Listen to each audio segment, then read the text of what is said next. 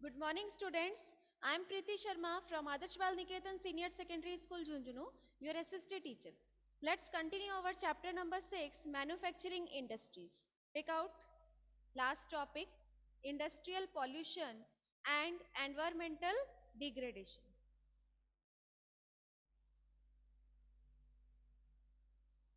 कि जिस तरीके से इंडस्ट्रीज जो है उनकी कंटिन्यूस ग्रोथ है, डेवलपमेंट है, ये सारी प्रोसेस जो है वो चलता रहता है, लेकिन उसके जो इफेक्ट्स हैं वो किस तरीके से काम कर रहे हैं, जो उसके इफेक्ट्स हैं उसका क्या असर होता है, तो वो सारी चीज़ें हम इस चैप्टर में पढ़ने वाले हैं।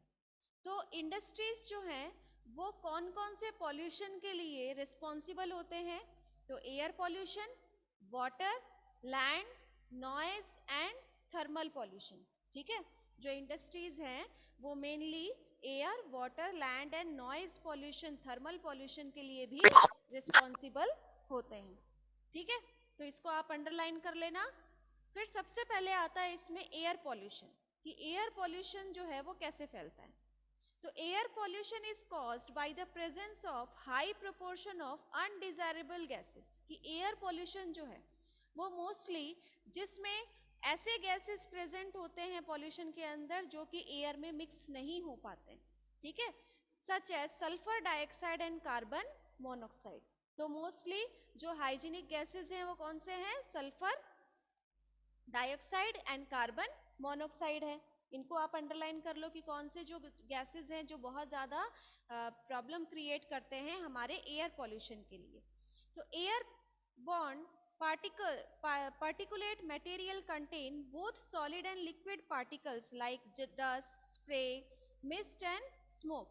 Smoke is emitted by chemical and paper factories, की मोस्टली जो स्मोक आप देखोगे कि जो भी इंडस्ट्रीज जहाँ होती है मोस्टली वहाँ पर क्या होता है कि जो जिसमें से धुआं निकलता रहता है, तो जिसमें से हम क्या समझ जाते हैं कि ये इंडस्ट्रीज है, किसी चीज़ की इंडस्ट्रीज है। तो ये जो मोस्टली स्मोक जहाँ से निकलता है वो किस में होता है, सबसे ज़्यादा पेपर और केमिकल फैक्ट्रीज के अंदर, ब्रिक इंडस्ट्रीज में, रिफाइनरीज में और स्मेल्टिंग प्लांट्स जहाँ पर मिनरल्स को कन्वर्ट किया जाता है अदर फॉर्म में, पिघलाने के बाद में, यानी कि गर्म करके जहाँ पिघलाया जाता है फिर उसको अलग अलग फॉर्म में चेंजेस किया जाता है, वो स्मेल्टिंग प्लांट कहलाते हैं। और फॉसिल फ्यूल्स को बर्न करना, जो बड़ी बड़ी फैक्ट्रीज जो होती हैं उनके अंदर क्या किया जाता है, जो फॉसिल फ्यूल्स होते हैं, जो वेस्ट जो मटेरियल्स होता है उनको क्या किया जाता है, जलाया जाता है। तो उनमें और small factories that ignore pollution norms, toxic gas leak can be very hazardous with long term effect. Are you aware of the Bhopal gas tragedy that occurred? Air pollution adversely affect human health, animals, plants, buildings and the atmosphere।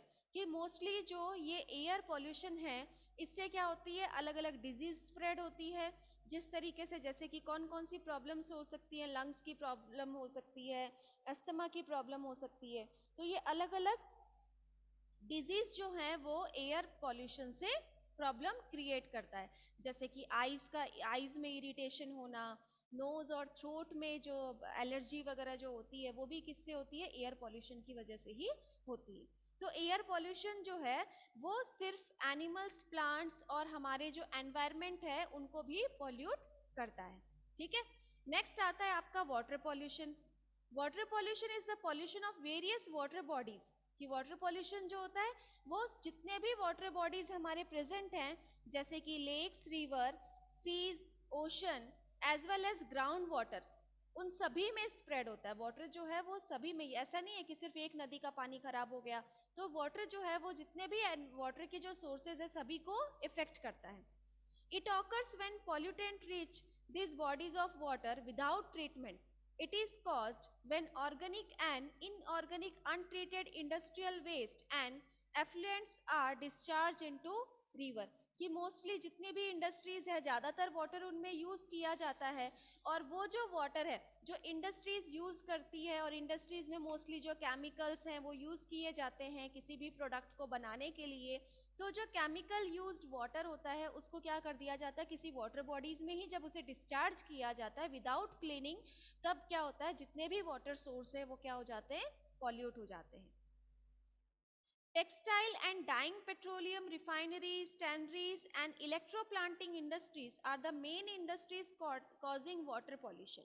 कि water pollution जो है mostly textile industries, जहाँ पर electricity generate होती है, या refineries कह सकते हैं हम, जहाँ पर केमिकल्स वगैरह यूज किए जाते हैं, तो इन इंडस्ट्रीज से ही वाटर में पॉल्यूशन जो है वो इंक्रीज होता है. It threaten plants, aquatic and human life. इससे सिर्फ ह्यूमन बीइंग ही नहीं बल्कि प्लांट्स और एनिमल्स भी बहुत ज्यादा इफेक्ट होते हैं.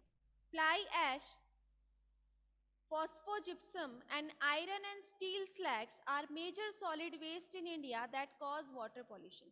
कि वाटर में मोस्टली जो फ्लाई ऐश, फॉस्फोजिप्सम और आयरन और स्टील, ये सारी चीजें जिसमें मिक्स होती हैं, उसी से क्या होता है, वाटर जो है वो पॉल्यूट होता है.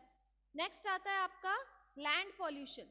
Land pollution is a result of dumping garbage waste and other toxins making the land contaminated और पॉल्यूटेड. कि लैंड जो लैंड पॉल्यूशन इंक्रीज हो रहा है वो किस वजह से हो रहा है, कि जो भी वेस्ट गार्बेज वगैरह जो है वो लैंड सरफेस के ऊपर डाला जाता है. लैंड से क्या होता है, वहाँ की जो एरिया, वहाँ की जो सॉइल है वो क्या हो जाती है, धीरे धीरे पूरी डिस्पोज हो जाती है, खराब हो जाती है. The source of land pollution comes from human elements such as littering and waste that is washed ashore from boats, oil rigs, sewage outlet. Land pollution can cause many harms to the human body. People can be exposed to toxic waste and chemicals. Land pollution is also caused by disposal of harmful toxic waste. की mostly जो industries के अंदर जो भी chemical वगैरह use किए जाते हैं उनको बिना रिफाइन किए हुए इसी तरह ऐसे ही लैंड सरफेस के ऊपर डाल दिया जाता है, तो उससे क्या होता है, लैंड जो है वो पॉल्यूशन फैलता है. लॉन्ग टर्म इससे किस तरीके की बीमारियां हो सकती है, जैसे कि respiratory disease, lung cancer, heart disease, even brain damage जो है, इस तरीके के डिजीज भी जो है वो स्प्रेड होती है लैंड पॉल्यूशन से.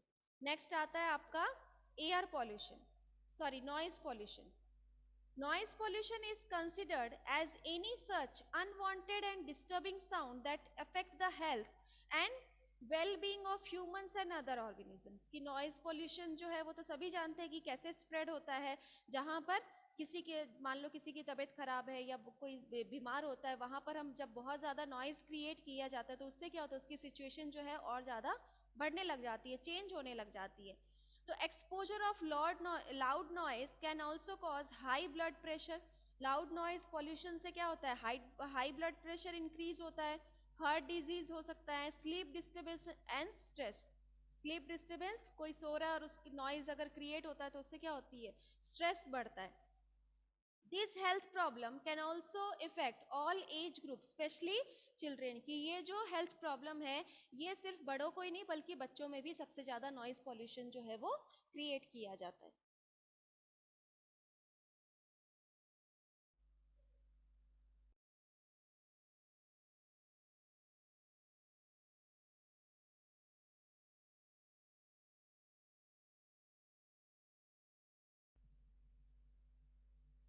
नेक्स्ट है आपका थर्मल पॉल्यूशन.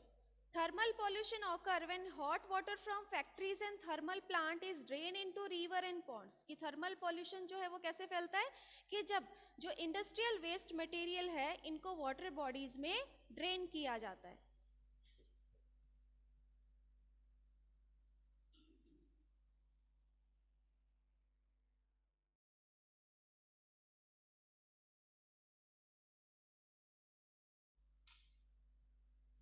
तभी सबसे ज़्यादा जो है वो थर्मल पॉल्यूशन जो है वो इंक्रीज होता है. विदाउट कूलिंग, यानी कि उस वार्म वाटर को ही ड्रेन, जो रिवर वाटर है, ओशन वाटर से उनमें क्या कर दिया जाता है, ड्रेन कर दिया जाता है. Waste from nuclear power plant, nuclear weapon production facilities cause. यानी कि जो थर्मल प्लांट्स हैं जिनमें जैसे न्यूक्लियर जो इसके लिए एक्सपेरिमेंट्स वगैरह के लिए यूज़ किया जाता है, वेपन्स वगैरह बनाना, तो ये सारे जहाँ पर प्रोडक्शन होते हैं इनका जब वेस्ट मटेरियल वाटर में ड्रेन कर दिया जाए तो इनसे cancer, birth defect and miscarriages जैसी बीमारियाँ फैलती है. Soil become polluted when harmful chemical, industrial influence, glass packaging, salt and garbage are dumped into soil. और मोस्टली सिर्फ वाटर ही नहीं बल्कि इनसे जो सॉइल है वो भी बहुत ज़्यादा इफेक्ट होती है. इनके जो वेस्ट मटेरियल्स होते हैं उनसे। Chemical get absorbed in the soil making the soil infertile, और केमिकल्स क्या होते हैं, सॉइल में मिक्स होने के बाद में सॉइल को इनफर्टाइल बनाते हैं। अब हम इनको कैसे कंट्रोल कर सकते हैं, तो इंडस्ट्रियल पॉल्यूशन में कौन कौन सी चीजें होती है, air pollution, water pollution, land noise और थर्मल पॉल्यूशन। इन पॉल्यूशंस के बारे में आपको लिखना है। इसमें सिर्फ आपको यही चीजें बतानी है कि किन चीजों से तो ये स्प्रेड हो रहा है, इनमें कौन कौन सी डिजीज जो है मोस्टली इस तरीके के डिजीज जो है वो इसमें स्प्रेड हो रही है। यस ऋतिक और ऋषभ, आप लोग को सिर्फ अगर बातें ही करनी है, चैट करना है, तो आप अपना काम आप बात कर लीजिए एक दूसरे को कॉल करके। ये जूम क्लासेस आपके बातें करने के लिए बनाई गई है क्या?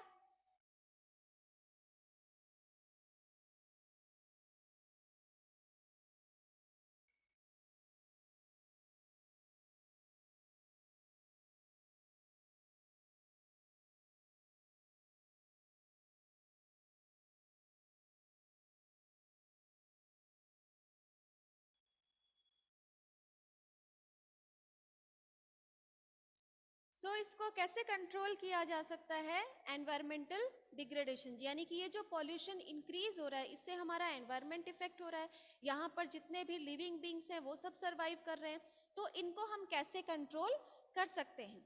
तो environmental degradation is the deterioration of the environment through depletion of resource such as air, water and soil, की मोस्टली जो पॉल्यूशन इंक्रीज होता है इससे हमारे जो हमारे रिसोर्स हैं, एयर, वाटर एंड सॉइल, यही सबसे ज्यादा इफेक्ट होता है और इसी से ही फिर ह्यूमन बींग्स तक ये सारी इफेक्ट जो है वो पहुंचती है। It leads to the destruction of ecosystem and extinction of wild life, कि ये क्या करता है कि ये जो पॉल्यूशन है ये हमारे इकोसिस्टम में और उसके साथ साथ जो वाइल्ड लाइफ है उनको भी इफेक्ट करता है।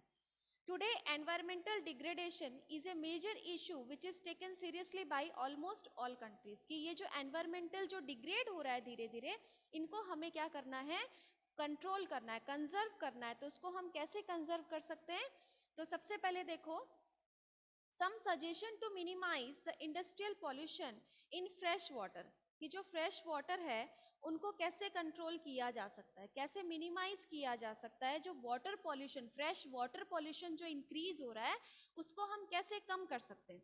तो सबसे पहला पॉइंट आता है minimising water usage by reusing and recycle water waste into 2 और मोर सक्सेसिव स्टेजेस, कि इंडस्ट्रीज के अंदर मोस्टली जो इंडस्ट्रीज वाटर को यूज करती है, सपोज जैसे कि जूट इंडस्ट्री है, या फिर आप कोई और एग्जांपल ले सकते हैं जिसमें टेक्सटाइल इंडस्ट्रीज है जहां पर वाटर का यूज किया जाता है, with the help of water जो है वो जो प्रोडक्शन है उसको कंप्लीट किया जाता है, प्रोडक्शन प्रोसेस को बढ़ाया जाता है। तो उस वाटर को एक बार यूज करने के बाद में हम उससे क्या किया जाता है, किसी रिवर सोर्स में उसको छोड़ दिया जाता है, उस कोल्ड वाटर को ही, उसमें जो भी डस्ट पार्टिकल्स प्रेजेंट होते हैं वो क्या होते हैं, वाटर में मिक्स हो जाते हैं।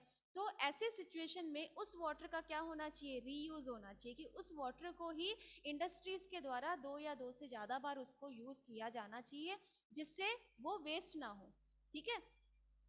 सेकेंड क्या है, rain water harvesting to meet water requirements, कि मोस्टली जो भी चीज़ें हम काम में ले रहे हैं वो रेन वाटर हार्वेस्टिंग से ही हमें यूज़ करना चाहिए, जो रेन वाटर है उसको कंजर्व करना, अलग अलग सोर्सेज होते हैं जिनसे रेन वाटर को कंजर्व किया जा सकता है। ठीक है। थर्ड आता है आपका treating hot water and industrial waste before releasing them in river pond, कि रिवर और पॉन्ड्स में जो हॉट वाटर रिलीज कर दिया जाता है उसको रिलीज करने से पहले क्या कर देना चाहिए, इंडस्ट्रियल वेस्ट जो है उसे यूज करना चाहिए, उस हॉट वाटर को अलग जो है उससे 2 या 2 से ज्यादा बार उसे यूज करना चाहिए, ताकि जितना भी उसके अंदर जो वेस्ट मटेरियल्स है वो वाटर में मिक्स ना हो। ठीक है। अब कैसे किया जा सकता है इनको, कि हम उसे कैसे रीयूज कर सकते हैं, तो उसके भी 3 फेसेस हैं, 3 फेसेस में उनको यूज किया जाता है। This can be done in 3 faces, कौन कौन से हैं, प्राइमरी, सेकेंडरी एंड टर्शरी, ये 3 ट्रीटमेंट्स हैं जिनमें वाटर को रीयूज किया जाता है। तो फर्स्ट जो ट्रीटमेंट है बाई मैकेनिकल मीन्स उसमें जो भी सेडिमेंट्स प्रेजेंट होते हैं, जैसे कि आप लोग देखोगे कि जो इंडस्ट्रीज हैं उनमें जो पॉल्यूशन फैलता है वो धुआं निकलता है इंडस्ट्री से उनसे, और या फिर जो वेस्ट मटेरियल्स जो गार्बेज के रूप में उन इंडस्ट्रीज का जो वेस्ट मटेरियल है उसको फेंका जाता है, उनसे फैलता है। तो प्राइमरी ट्रीटमेंट ये किया गया है कि जो मैकेनिकल मीन्स यूज किए जाने चाहिए, screening, grinding, flocculation and sedimentation. इसमें जो भी सेडिमेंट्स, जो भी पार्टिकल्स रिलीज किए जाते हैं उन सबको क्या कर लेना चाहिए, निकाल लेना चाहिए। यानी कि जो सपोज आप देखोगे कि जो हॉट वाटर है उसको अगर रिलीज किया जा रहा है तो उसमें जितने भी, अब जैसे ही वो ठंडा होगा तो क्या होगा, जितना भी उसमें जो सेडिमेंट्स प्रेजेंट है वो क्या होगा, धीरे धीरे नीचे बैठने लगेगा। और नीचे बैठने के ऊपर क्या किया जा सकता है, फिर जो पार्टिकल्स हैं वो तो नीचे रह जाएंगे और जो उसका वाटर है फिर उसको रिलीज किया जा सकता है। ठीक है, तो ये तो हो गया आपका प्राइमरी सेक्टर ट्रीटमेंट। सेकेंडरी के अंदर क्या करना चाहिए कि सेकेंडरी के अंदर है बायोलॉजिकल प्रोसेस, जिसमें ज्यादा से ज्यादा पेड़ पौधे लगाए जाएं और फिर यह रेन वाटर हार्वेस्ट किया जाए। टर्शरी जो ट्रीटमेंट है उसमें chemical, physical and biological process को यूज किया जाता है। तो इसमें क्या है, recycle of water waste in sewage treatment plants, की इसके अंदर जो भी मटेरियल्स प्रेजेंट होते हैं, सीवेज ट्रीटमेंट मीन्स इस तरीके से जैसे आप लोग किसी भी चीज को छानने के लिए हम अपन जो चलनी वगैरह जो लेते हैं ना, या फिर किसी को कपड़ा लगाया जाता है, कपड़े जो यूज किया जाता है, तो उसी तरीके से इसमें एक ऐसे मशीन्स को यूज किया जाए जिससे इन वाटर में जो भी पॉल्यूशन प्रेजेंट हो, जो इंडस्ट्री से अदर सोर्स में जो रिलीज किया जाता है, तो उसके सारे जो पार्टिकल्स हैं उनको क्या कर लिया जाए, कंट्रोल कर लिया जाए, फिर उसको हम रिलीज कर सकते हैं कि जो डस्ट है, जो वेस्ट मटेरियल है वो क्या हो, इंडस्ट्रीज के अंदर ही रह सके। ठीक है, तो ये 3 ट्रीटमेंट्स हो गए आपके, प्राइमरी, सेकेंडरी और टर्शरी ट्रीटमेंट। अब इसमें देखो general measures to minimise environmental pollution, कि जो एनवायरमेंटल पॉल्यूशन है उसको कैसे मिनिमाइज किया जा सकता है। तो सबसे पहला आता है इसमें over exploitation of ground water reserve by industries need to be regulated legally, कि जहां पर इंडस्ट्रीज जो भी लगाई जाती है वो सारी कैसी होनी चाहिए, लीगल होना चाहिए, गवर्नमेंट के द्वारा अप्रूव होना चाहिए। अदरवाइज अपनी मर्जी से कहीं पर भी कोई इंडस्ट्रीज लगाई जाती है तो उससे क्या होगा, पॉल्यूशन ही इंक्रीज होगा। तो जो भी इंडस्ट्री सेटअप की जाए वो मोस्टली कैसी होनी चाहिए, लीगली होनी चाहिए। सेकेंड है generation and other machinery should be fitted with silencer and other noise absorbing materials to reduce their sound, कि जनरेटर और जो भी मशीनरीज यूज की जाती है उनमें साइलेंसर का यूज किया जाना चाहिए जिससे नॉइज पॉल्यूशन इंक्रीज नहीं हो। नॉइज पॉल्यूशन को स्टॉप करने के लिए साइलेंसर का यूज किया जाना चाहिए इंडस्ट्रीज में। थर्ड है particulate matter in the air can be reduced by fitting smoke stacks to factories with electrostatic precipitators, fabric filters, scrubbers and inertial separators। कि अब इसमें देखो जो फैक्ट्रीज है उनमें जो भी धुआं निकलता है उस धुएं में पॉल्यूशन होता है, तो वो जो धुआं निकल रहा है वो कैसा होना चाहिए, फिल्ट्रेशन होना चाहिए, यानी कि उसका जो भी वेस्ट, जो भी पॉल्यूशन उसमें जो आ रहा है वो धीरे धीरे क्या होना चाहिए, ऐसा होना चाहिए कि जिससे उसमें जो डस्ट पार्टिकल्स प्रेजेंट है वो अंदर के अंदर ही एब्जॉर्ब हो जाए, एनवायरमेंट में स्प्रेड ना हो। दूसरी चीज इसमें क्या दी गई है, फैब्रिक फिल्टर्स। फैब्रिक फिल्टर्स के अंदर जहां पर ऐसी मशीन्स को यूज किया जाए जो कि सारा वेस्ट मटेरियल स्टोर कर ले अंदर ही, और फिर उसके बाद में उसका जो भी वाटर है या स्मोक है वो रिलीज किया जाए। स्क्रबर्स, स्क्रबर्स में जितने भी डस्ट पार्टिकल्स हैं उनको कैप्चर कर लिया जाए, ऐसी मशीन्स का यूज किया जाए। और या फिर इनर्शियल सेपरेटर्स, कि ऐसा सेपरेटर हो जिससे क्या हो कि वाटर और जो आपका वेस्ट मटेरियल है उनको अलग अलग कर दिया जाए इंडस्ट्रीज के अंदर ही, फिर ही उसको एनवायरमेंट में रिलीज किया जाए ताकि क्या है, पॉल्यूशन कम हो। फिर है use of oil and gas instead of coal to reduce smoke emission from factories, की स्मोक जो फैक्ट्री से जो धुआं निकलता है उसमें ऑयल और गैस का यूज होना चाहिए इंस्टेड ऑफ कोल, क्योंकि कोल से जो है वो पॉल्यूशन बहुत ज्यादा फैलता है।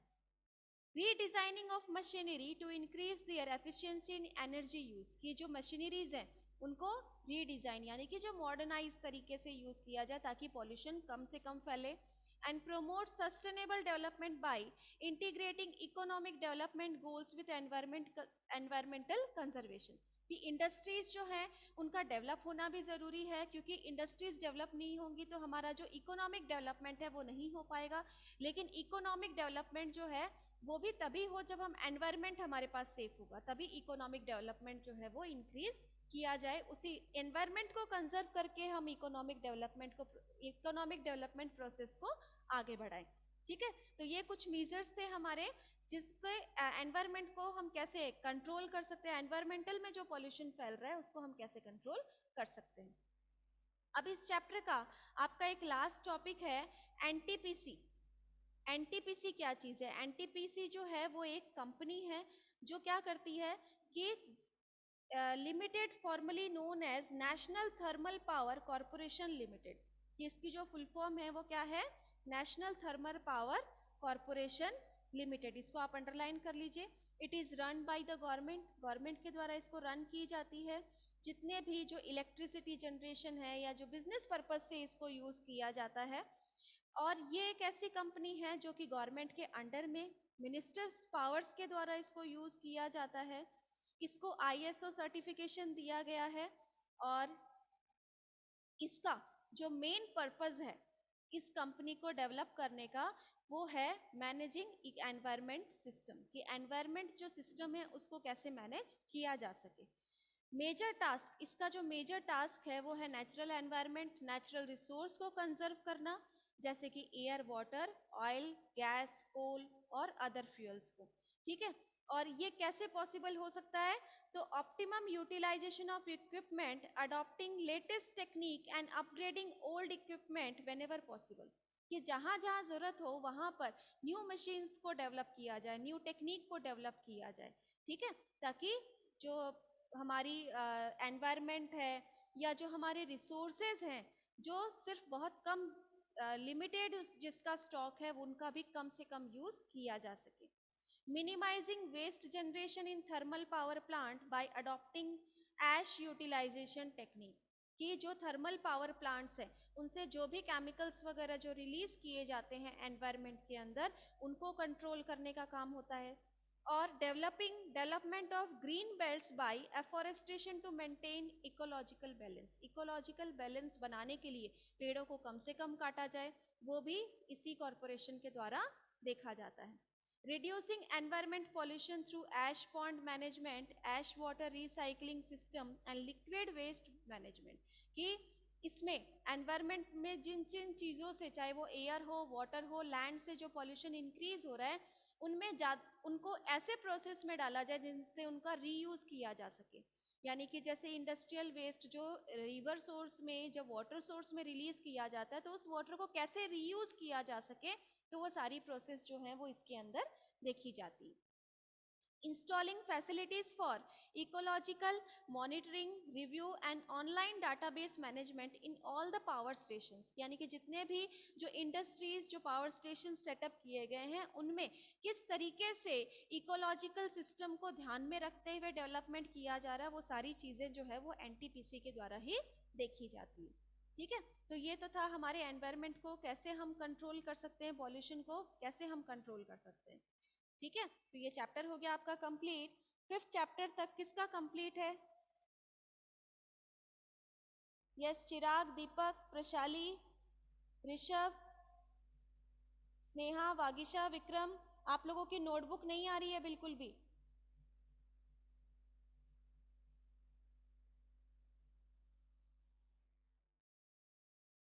क्या हुआ, कोई जवाब नहीं है क्या आप लोगों के पास में? कहाँ तक हो गया है कंप्लीट? मैडम 4th चैप्टर तक कर लिया। मैडम पूरा है मेरा। बाकी प्रशाली, मैडम मेरा पूरा है। आप लोगों का कितना कंप्लीट हुआ है? मैम 4th में है। 4th में। 6th चैप्टर कंप्लीट हो गया और आप लोग 4th में हो, क्यों? मैडम 6 तक पूरा है मेरा।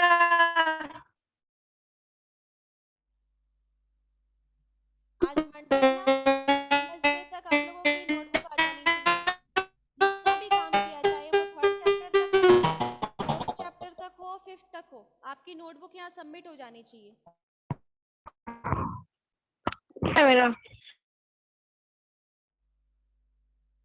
Now take out our next chapter, Lifelines of National Economy. Chapter number 7, Lifelines of National Economy.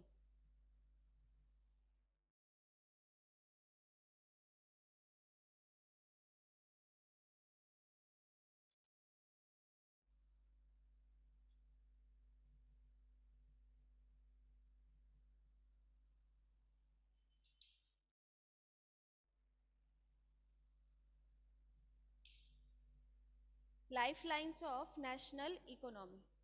और आपको मैंने टेस्ट के लिए भी कहा था, आपका जो टेस्ट है वो सेकंड चैप्टर का हाफ चैप्टर का कल होगा और उसका बाकी का हाफ का जो वेडनेसडे को होगा, ठीक है? मैम हाफ का आज है और आधे हाफ का वेडनेसडे को है। कल लेंगे बेटा, आज नहीं करेंगे टेस्ट, ठीक है। ठीक है? कल आपका हाफ चैप्टर का टेस्ट होगा। सेकंड चैप्टर में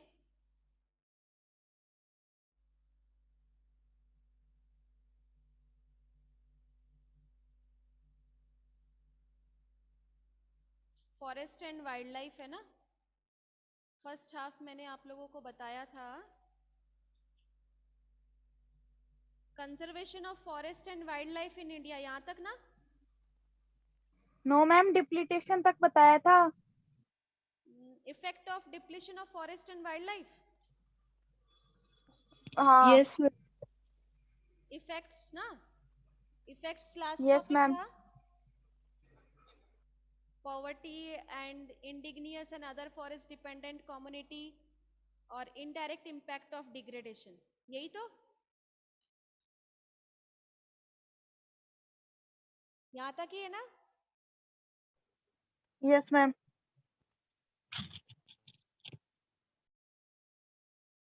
तो यहाँ तक आपका कल होगा और उसके आगे का जो टॉपिक है वो आपका परसों उसका टेस्ट होगा, ठीक है?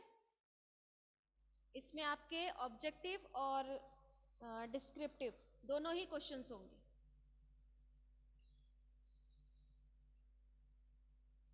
और आफ्टर 12:30 टाइमिंग जो होगा वो आफ्टर 12:30 होगा। So take out your next chapter, chapter number 7, lifelines of national economy. कि लाइफलाइंस क्या है नेशनल इकोनॉमी की? तो मोस्टली जो मेन ट्रांसपोर्टेशन सिस्टम है, कम्युनिकेशन सिस्टम है, इन्हें ही हम क्या कहते हैं? हमारी नेशनल इकोनॉमी की lifelines. The means of transportation and communication are called the lifelines of national economy. National economy की लाइफलाइंस कहलाती हैं, ठीक है? So because they are the pre conditions for progress and development. कि ये जो ट्रांसपोर्ट है, कम्युनिकेशन है, इन्हें लाइफलाइंस क्यों बताया गया है? क्योंकि जो नेशनल इकोनॉमी इंक्रीज हो रही है, जो प्रोग्रेस हो रहा है, जो डेवलपमेंट प्रोसेस हो रहा है, वो इन्हीं सिस्टम से ही इंक्रीज हो रहा है। किससे? ट्रांसपोर्टेशन सिस्टम और कम्युनिकेशन, इनसे ही डेवलपमेंट जो है वो इंक्रीज हो रहा है। इसीलिए नेशनल इकोनॉमी की लाइफलाइंस इनको ही बताया गया है। So with the rapid development of the country, our needs and demand for the production of service, goods and movement across its territories has increased। कि जैसे जैसे डेवलपमेंट बढ़ता है वैसे वैसे लोगों की जो ज़रूरतें हैं वो भी बढ़ने लग जाती है, जो हमारी डिमांड्स है वो इंक्रीज होती है, और डिमांड्स इंक्रीज होगी तो गुड्स और सर्विसेज क्या होंगे? इंक्रीज होने लगेंगे। Today the world has transformed into larger production factory with the help of efficient and fast moving transport system. कि जो डेवलपमेंट हो रहा है, मोस्टली जो इंडस्ट्रीज डेवलप हो रही है, तो वो किस बेस पे डेवलप हो रही है? ट्रांसपोर्टेशन सिस्टम के बेस पर। So India is well linked with the rest of the world through it's stable economical and well connected transport system. तो इंडिया जो है वो इसके पास बहुत ही एक अच्छा ट्रांसपोर्टेशन सिस्टम है, एक स्टेबल ट्रांसपोर्टेशन सिस्टम है, और एक ऐसा ट्रांसपोर्टेशन सिस्टम है जो कि इकोनॉमिकली और वेल डेवलप्ड कहलाती है। The economy of a country depends upon various factors. कि इकोनॉमी जो है वो अलग अलग फैक्टर्स के लिए रिस्पॉन्सिबल होते हैं, जैसे कि human resource, natural resource, technology and capital. कि अब देखो आपका एक शॉर्ट क्वेश्चन है ये बन गया कि जो इकोनॉमी है कंट्री की वो कौन कौन से फैक्टर्स के ऊपर डिपेंड है। इकोनॉमी, इंडिया की जो इकोनॉमी है, किसी भी कंट्री की इकोनॉमी आप ले लो, तो उसके लिए कौन कौन से फैक्टर्स जो हैं वो रिस्पॉन्सिबल होते हैं। वो होते हैं human resource, natural resource, technology and capital. अगर ये 4 चीज हैं तो क्या हो सकता है, डेवलपमेंट जो है वो इजीली पॉसिबल है। But the main factor on which the economy of a country depend, it's infrastructure. ये तो 4 जो है वो रिक्वायरमेंट वो तो जरूरी है ही है। उनके साथ में और कौन कौन से बेसिक मेन फैक्टर्स हैं, वो है इंफ्रास्ट्रक्चर, ट्रांसपोर्टेशन एंड कम्युनिकेशन। जैसे कि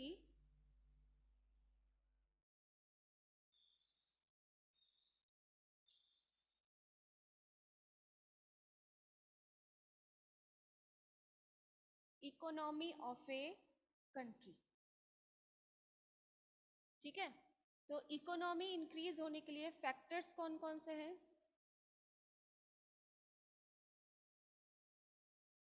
सबसे पहला आपका आता है ह्यूमन रिसोर्स,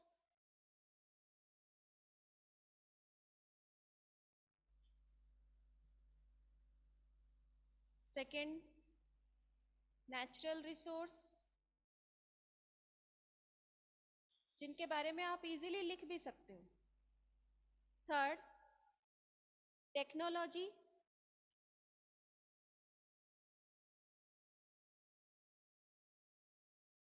फोर्थ कैपिटल। अब इसमें और चीजें इंक्लूड की गई है। 4 तो ये रिक्वायरमेंट थे ही थे, लेकिन इनमें और चीजें जो इंक्रीज की गई है वो कौन कौन सी है। इंफ्रास्ट्रक्चर, कंट्री का इंफ्रास्ट्रक्चर कैसा है। 6th है ट्रांसपोर्टेशन सिस्टम,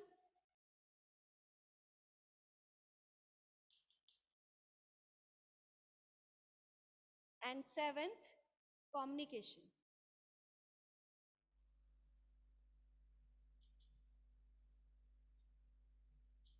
ठीक है। So all 3 in unison in the it is the transportation network consisting railway, roadway, waterway and airways। अभी देखो इसके अंदर हमने हमारी ज्योग्राफी के अंदर ह्यूमन रिसोर्स भी पढ़ा, नेचुरल रिसोर्स भी, टेक्नोलॉजी, कैपिटल, इन्वेस्टमेंट जो है वो भी हमने पढ़ा है। अब हम इस चैप्टर में जो पढ़ेंगे वो टॉपिक्स कौन से हैं, मेन हमारा है ट्रांसपोर्टेशन और कम्युनिकेशन, ठीक है, और साथ साथ इंफ्रास्ट्रक्चर्स भी। तो इनके बारे में अब हम कल पढ़ेंगे। यहाँ तक का चैप्टर आपको रीड करना है, ठीक है, और अपना होमवर्क कंप्लीट करके नोटबुक जल्दी सबमिट कराओ स्कूल में।